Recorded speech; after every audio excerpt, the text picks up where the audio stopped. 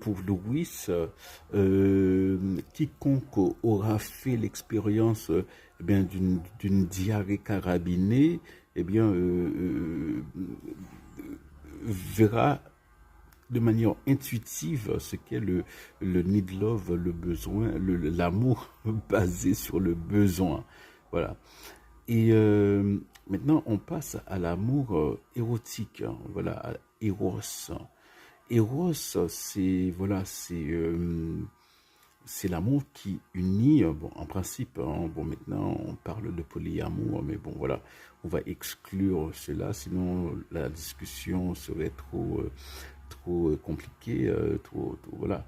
Euh, c'est l'amour qui unit deux personnes, mais vraiment deux êtres qui sont, voilà, euh, qui sont inséparables et, euh, et qui, euh, et qui on peut avoir des situations extrêmes où, par exemple, voilà, lorsque euh,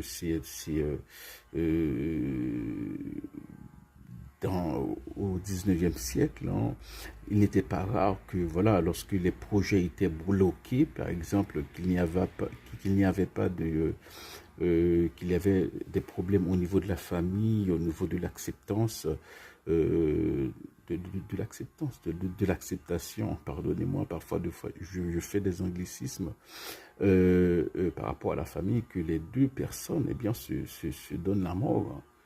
Bon, donc ils préfèrent mourir ensemble que de vivre l'un sans l'autre, voilà. Et l'éros, l'amour érotique, bon voilà, c'est très bien. D'ailleurs, c'est l'Église qui a inventé l'amour érotique lorsque l'Église a dit, eh bien, il faut que les personnes s'aiment pour pouvoir se marier et pas être des pions voilà, entre les mains de familles qui, pour des intérêts particuliers, pour des intérêts familiaux, vont les faire se marier, mais il faut que les personnes, il faut la volonté de la personne, il faut que les deux personnes s'aiment. Donc, mais